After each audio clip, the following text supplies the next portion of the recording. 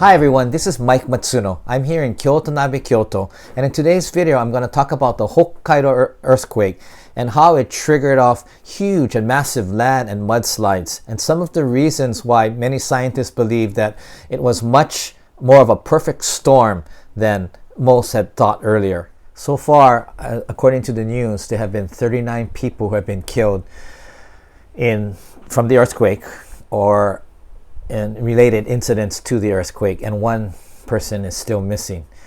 Hokkaido is not that densely populated. It's the second largest island, but it's the most northern island where they have very kind of quite harsh winters, and so there was 5.4 million people living in Hokkaido at the time of the earthquake. Japan has a population of 127 million people total. So if you do the numbers, Hokkaido still has not that many, and a lot of it is farming, dairy. Outside of Sapporo, the main city, Asahikawa, and maybe even Kushiro, it's quite sparsely populated, and people do have big farms. And right now, what's going on? The biggest problem for the residents of Hokkaido is electricity or energy, and when the earthquake hit, it knocked out the majority of their power generating stations, and so there's actually I think 4 main energy power generating stations in Hokkaido, and there's one that was the largest that was doing the bulk of the producing of energy. The system wasn't designed well because there was an over dependence on this one main station, and when that one shut down, I think 2 more also went down.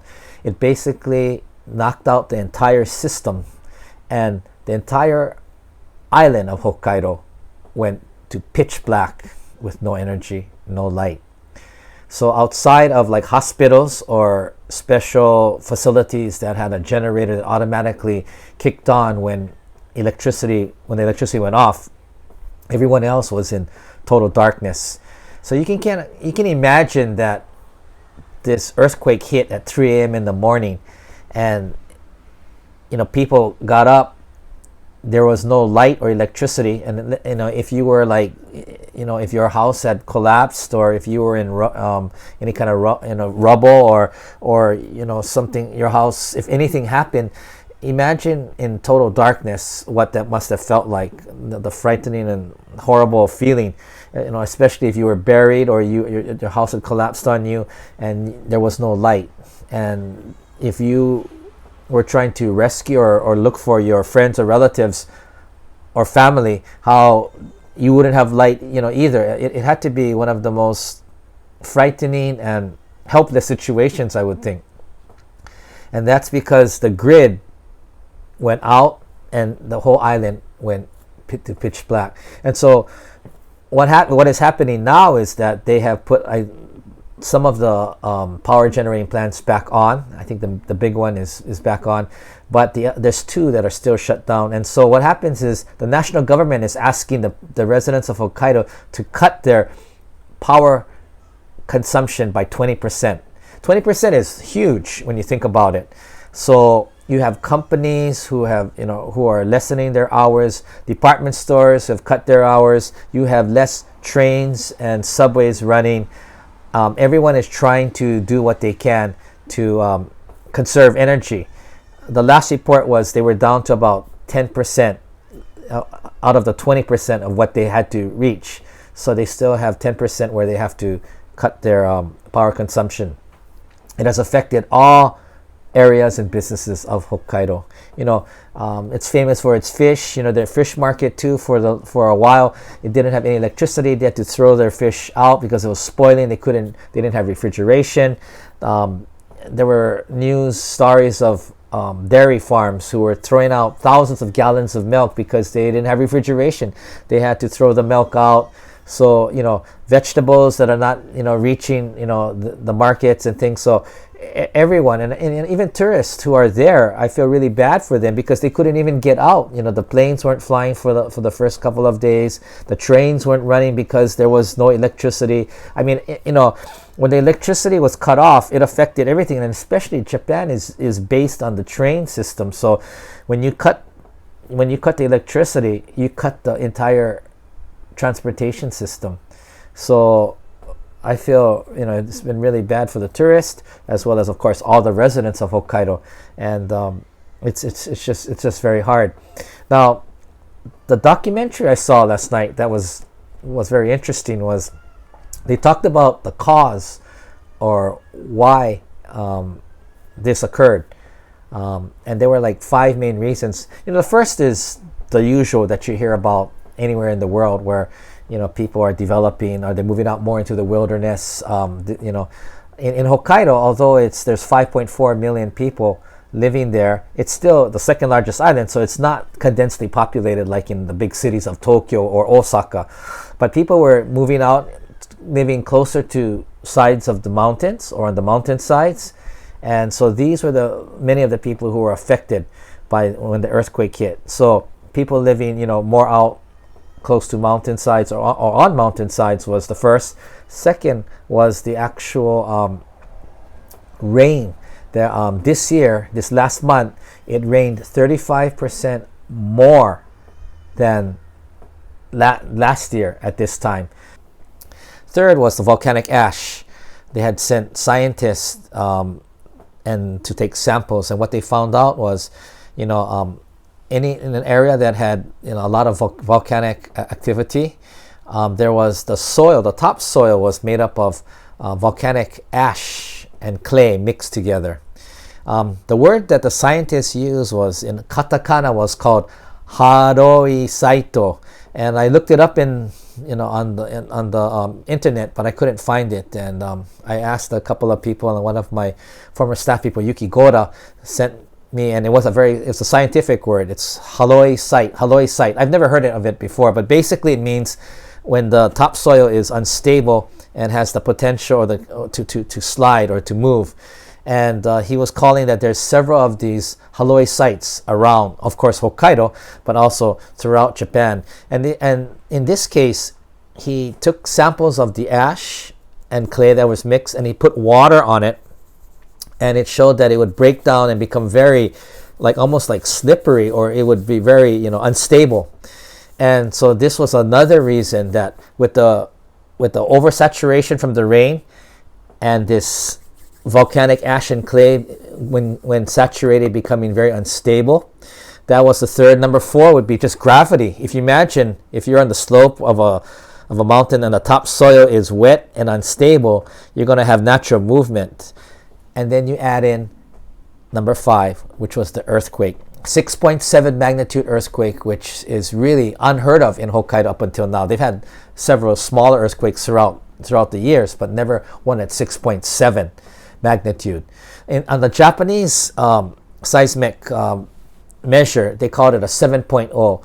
Japan has a different system, but for us from outside of Japan, it was a 6.7 magnitude. And some people say, they compare it to the 9.3 magnitude earthquake in Tohoku, which was off the charts.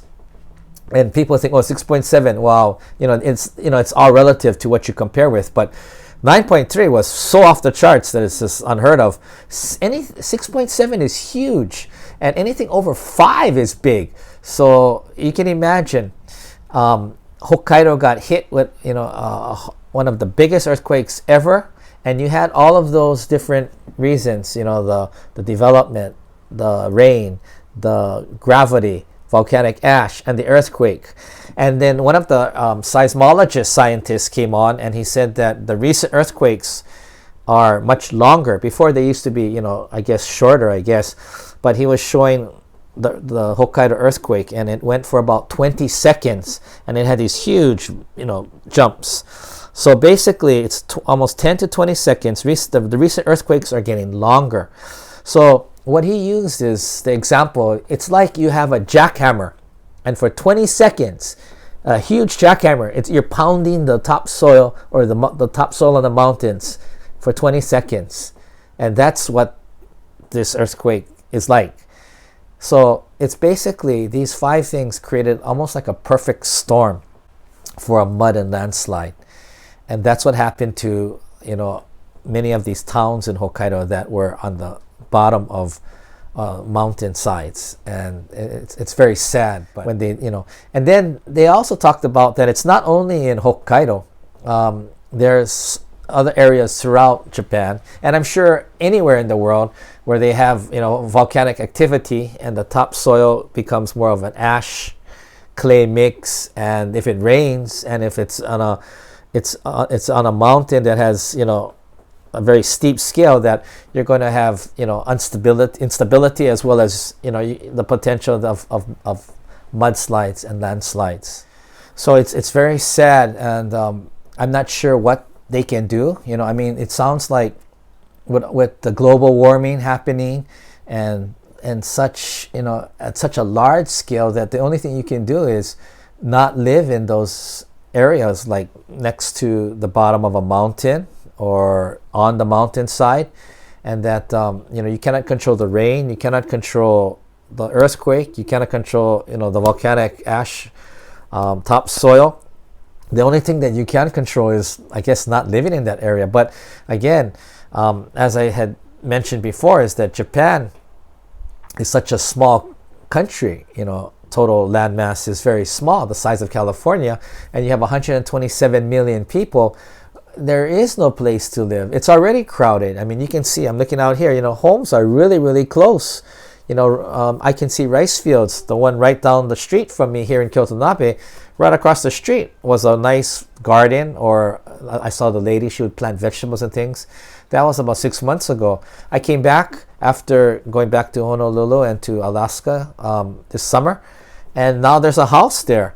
So, everywhere throughout Japan, people are taking more and more of the rice fields, or going out in more like wild, or which was once wilderness areas. And so the potential for this is always there. What is scary is that with the global warming, the increase in rain, and the increase in the number of big earthquakes here in Japan. Japan has always had small, earth tremors, even before, especially in Tokyo, you always feel these little, kind of shrug it off. But recently, more and more, they have these huge earthquakes that are actually quite scary. Back in June, we had the big one here in Osaka, and that was like the first time for me in a long time that I felt like, wow, this is real. The biggest one that I've ever felt was back in the early 90s. It was the Kobe, the big earthquake, and that one I was also in Kyoto at the dormitory when I was going to school in Doshisha University in graduate school. And this time was the second largest, and it would I think it went for about 15-20 seconds, the main part, and it was actually very scary. You kept thinking like, it's going to stop.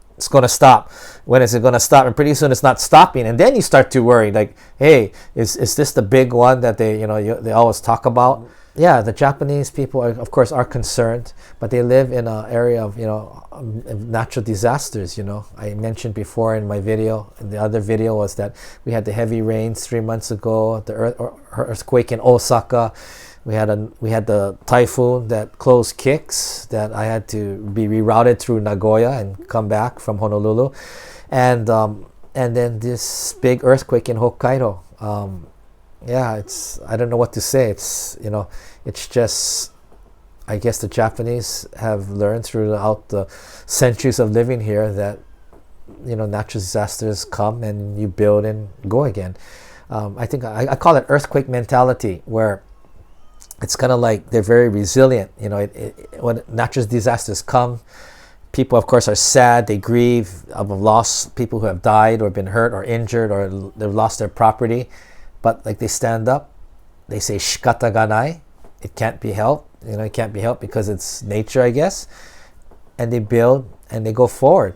It's a very interesting, a very strong type of earthquake mentality, I call it, and it's one of the reasons that they get up again. They have that proverb in Japan, 7 times down, 8 times up, and that's kind of like this earthquake mentality. It knocks you down, but you get up and you keep going forward, which is really a very good, strong value that keeps people moving forward in Japan, even when these natural disasters occur. And recently, they occur much more than before. This is Mike from Kyoto Nabe. Thanks for listening.